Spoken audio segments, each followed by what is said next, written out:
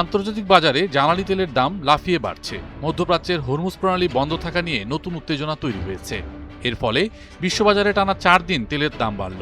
বুধবার 19 আগস্ট আন্তর্জাতিক বাজারে ব্রেন্ট ক্রুড তেলের দাম ব্যারেল প্রতি 42 সেন্ট বা 0.5% বেড়েছে। এতে প্রতি ব্যারেল তেলের দাম দাঁড়িয়েছে $91.44। অন্যদিকে মার্কিন ওয়েস্ট টেক্সাস ইন্টারমিডিয়েট ক্রুডের দাম ব্যারেল প্রতি 51 সেন্ট বা 0.6% বেড়েছে। বর্তমানে তা বিক্রি হচ্ছে $85.45।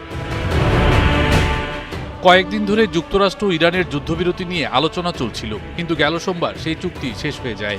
এরপর দুই দেশের মধ্যে শান্তি আলোচনা বন্ধ হয়ে গেছে।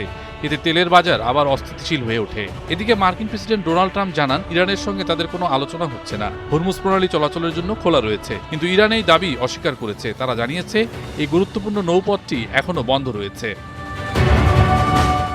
হরমুজ প্রণালী দিয়ে তেল পরিবহন অনিশ্চিত হয়ে পড়েছে। হামলার ঝুঁকিতে অনেক জাহাজ এই পথ এড়িয়ে চলছে। ফলে বিশ্ববাজারে তেলের সরবরাহ কমে যাওয়ার আশঙ্কা তৈরি হয়েছে। সংকট এড়াতে বিকল্প পথ খুঁজছে তেল উৎপাদনকারী দেশগুলো। ইরাক এরই মধ্যে বিকল্প পথে তেল রপ্তানির সিদ্ধান্ত নিয়েছে। আসছে সেপ্টেম্বর থেকে তাদের এই নতুন পরিকল্পনা কার্যকর হবে। তবে হরমুজ প্রণালীর সমাধান না হলে তেলের বাজার আরও অস্থির হতে পারে।